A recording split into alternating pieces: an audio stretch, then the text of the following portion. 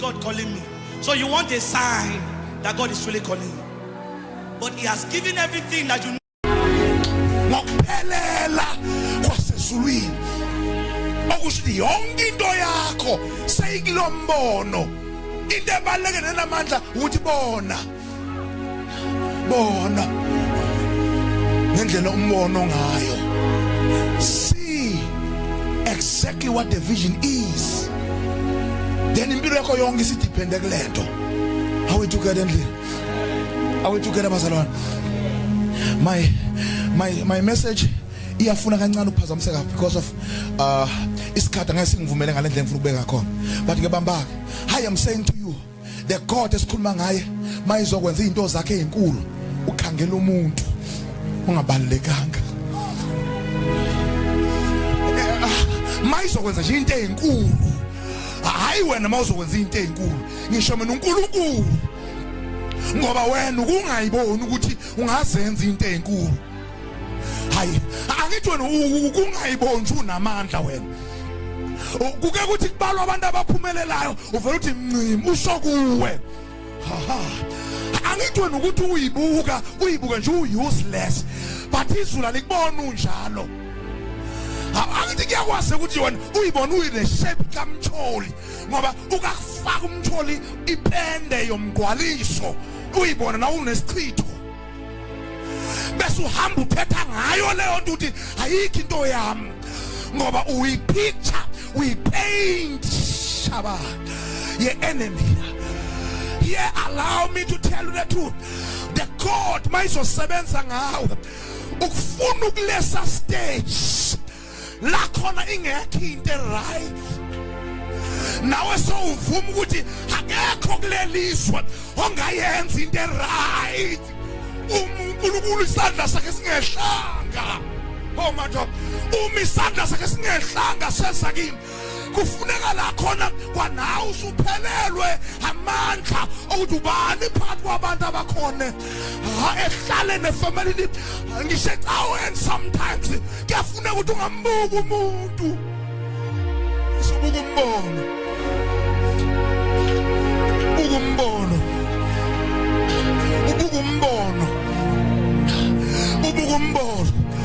bathi bephisa abantu beWhatsApp beFacebook uthi ngisembonweni bathi bephisa benake ezinye izinto eziseceleni ezasenyameni uthi inkinga yami ngisephisa ngoba manini kancinci ubuka umbono phakathi kombono kune package kunempiliso kunempumelelo kunakho konke okudingayo kune promotion kune life yakho kune success yakho inside the vision.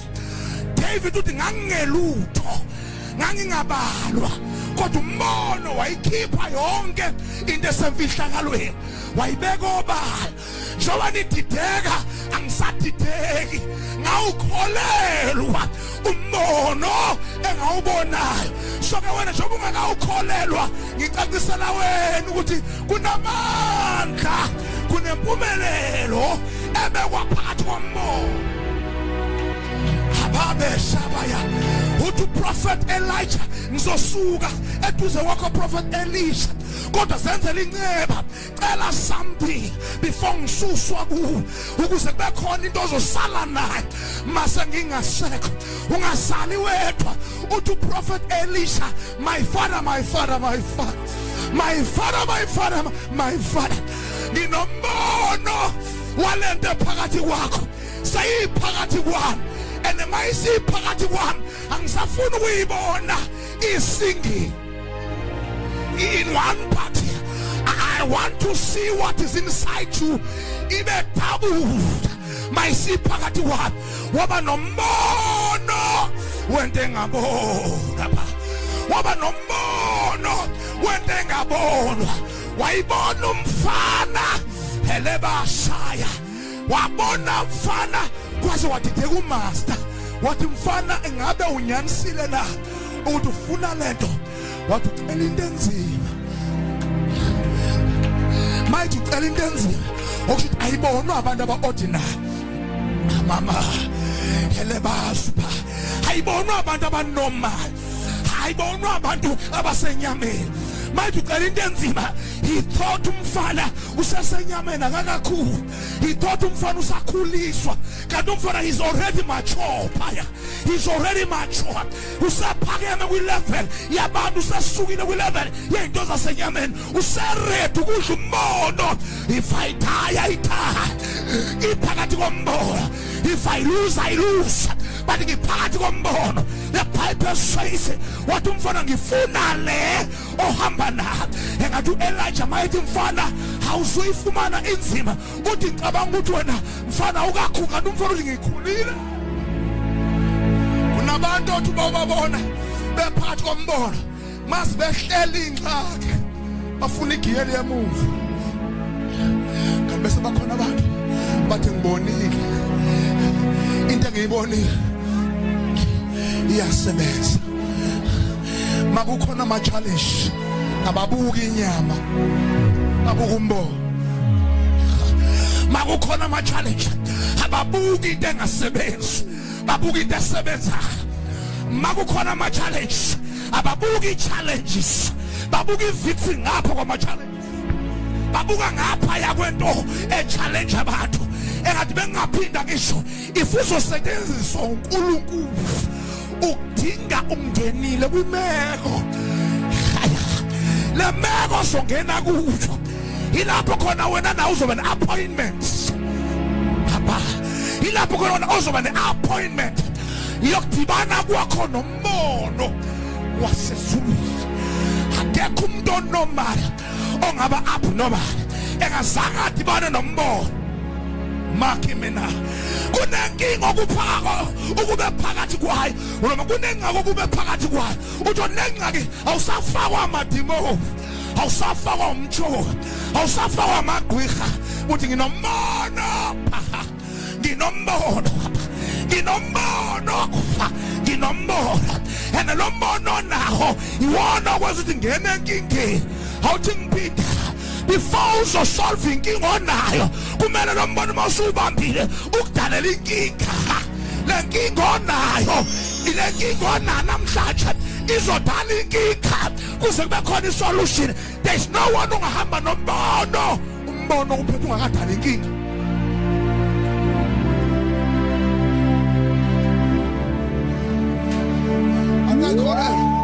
Let me shock you the truth. Let me shock you with this truth.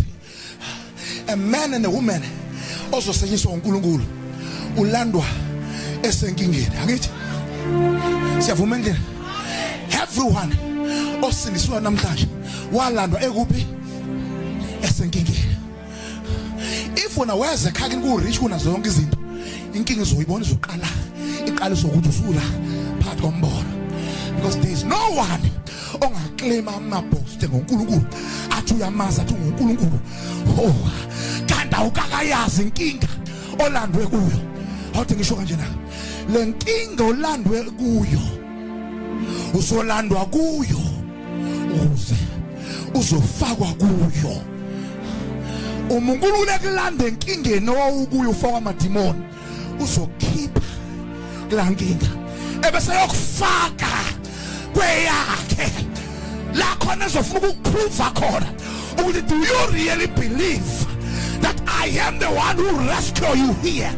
Allow me to tell you that there is a first and a second step of walking with God. The first step ila khona ulandwe enkingeni zakho manaba. The second one ila khona uNkulunkulu eyokufaka enkingeni zakhe kholopa ufuna ukulwa ngawe. Now ezolwa ngawe kumele qala akhiphe kwezakho. That's why sine group yabazalwana abeza phansi kwentambiso only funa ukuthi aphume ezikolodini zomashonisa. Ufuna ukukhishwa enkingeni yakhe. Sibe ne group engakwazi ngisho ukwakha imizi ngaboshwa ngathakathwa ngafunela ufuna ukukhishwa akhiphe kuNkulunkulu. Kodwa before promote announce ukuthi ngowakhe uzodedela inkinga ekhandwa nguye. Angiphinde futhi ngoba nizwa late bazalwana uma usamkhonza uNkulunkulu usakwi level ukuthi wamkhonza wawusenkingeni wakuhlangula kulo nkinga. Stage number 1 of your Christianity life.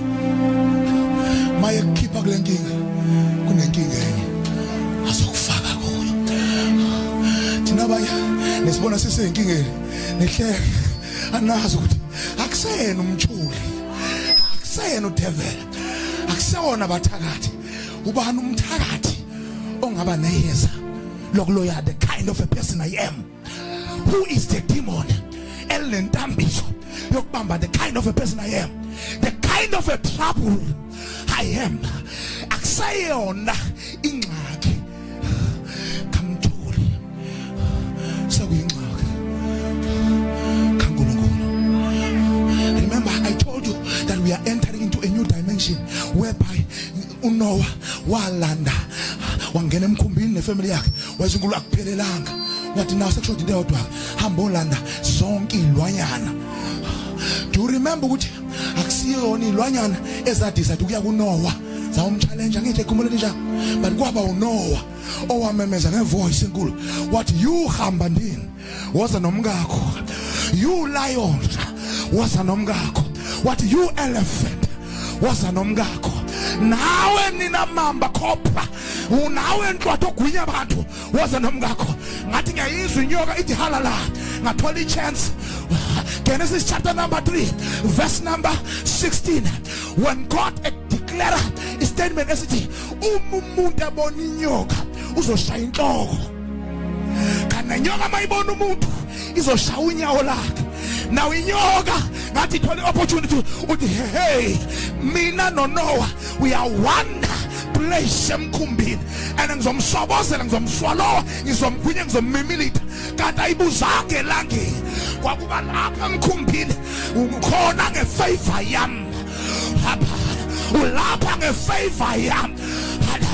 Awukwazi ungikha ngoba wena uphansi ngefavor yami ukuthi ungabhujiswa ngaphandle. Yikhukhula uNkulunkulu azoqeda ngazo umhlaba. So ulapha you have to obey. Ingakho ngizosho kanje kuwe, if you walk with this anointing uzodlula ku stage number 1 sokukhishwa enkingeni ungena ku stage number 2 if usazosetshenziswa uJehova. Hear me very well. Mawusuzose hayi mawusazoyisebenzela ngithi mawusazosetshenziswa uJehova he will put you in trouble. Those troubles the mina promotion yakho isuka from ekumameleni uNkulunkulu ethetha not udevil ethetha. Uyidlulile test. From the beginning the original plan of God it was for umuntu abuse njengoNkulunkulu. I don't know uyayizwa ngisho for umuntu abuse njengobani njengoNkulunkulu. Hayi ubuse half, hayi ubuse kodwa, hayi ubuse kancinci, ubuse temporary, ubuse permanent. But for you to ubuse permanent kumele uqale udlule ku stage number 1. Sokusaba ingxaki ezenziwa umthuli ezenziwa umuntu. I don't know mhlawumbe ngiyabreaka kuwe kodwa believe me there is no one in this planet earth ongidala ingxaki. This one I have discovered the kind of anointing I'm carrying. Let me shock you. Let me confirm it here in the scripture quickly before we close. In verse number 19 he says I am the one obonise umprofeti umbono for umuntu engizomphakamisa. Now verse number 21 bese uNkulunkulu this person zombamba uthi I will steady him, I will make him strong. Verse 21, let me repeat again. Uthi lo muntu engizosebenza ngayo which is uDavid after ngimlanda kwi common family uthi I will steady him. I am the one ozomenza ame. I will steady him. Secondly, I will make him after ngimenze wami, I will make him strong. I will make him strong. There are times like khona ngizwa amandla ngathi anginawo okubhekana nento ephambi kwami But out of the blue, out of nowhere, kubuye isivunguvungu samandla singenze ngibe strong. Ngithi bengingazi ngizophendula ngithini ngiphakathi kwemeko. Same time, I still remember when I was called to the meeting, leadership. I did not know how to answer because everyone here has got his sayings. I was the only one who has ngizofika because everyone unento yakhe bonke banegaxa zabo abangibhadele zona. When the meeting is about to start at 6 o'clock and at 5 to 6, and then I hear the Lord visited me. He said, this is the message that you're going to utter in the meeting. I said, what are you saying, my father? He says, go and tell them. The meeting about the only meeting, but a funeral.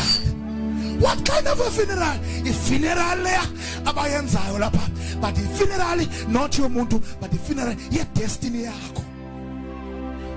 But watch, uzofika kula meeting